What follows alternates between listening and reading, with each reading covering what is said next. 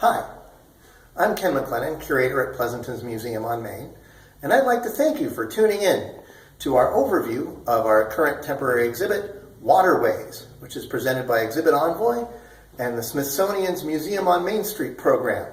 No relation. Waterways talks about the role of water in our lives as Americans, how intimately bound up we are with it, how important it is to our lives, our economies, our cultures, and our ecology.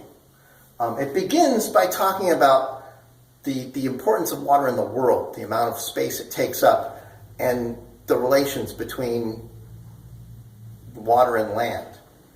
The surface of the earth is 71% covered with water.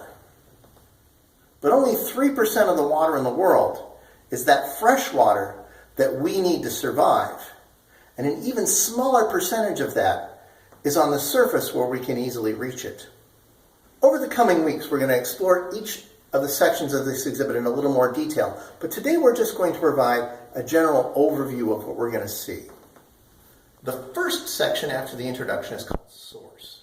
It's called Source because it's about where water comes from, how it is a source of the shape of the land that we live on, and also how it is a wellspring for many of our important cultural and spiritual traditions. The next section is called Flow.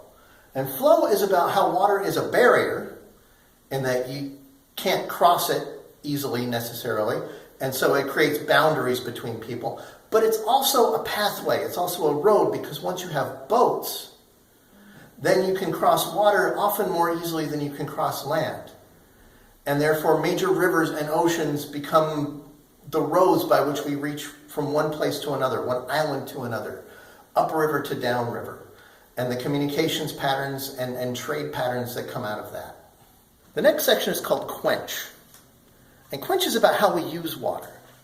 And part of it is about how we consume water, how we use water in our daily lives for eating and washing and watering our lawns. And it's also about how we use water in agriculture to grow crops, and how we use water in industry for cooling and generating energy.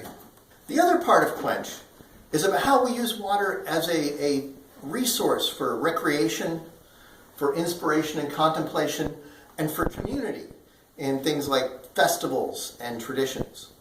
The final section asks, is water eternal?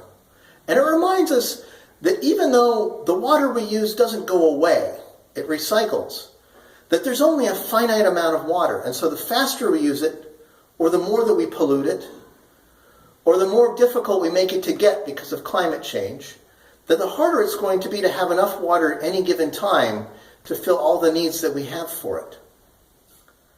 And so as we come back to this exhibit to review sections in more detail, I'd like all of you to think a little bit about the water you use in your life, and how much you need to use, how much you can save perhaps to make sure that we have enough for everyone whenever we actually need it. Thank you very much, and we look forward to seeing you in future installments.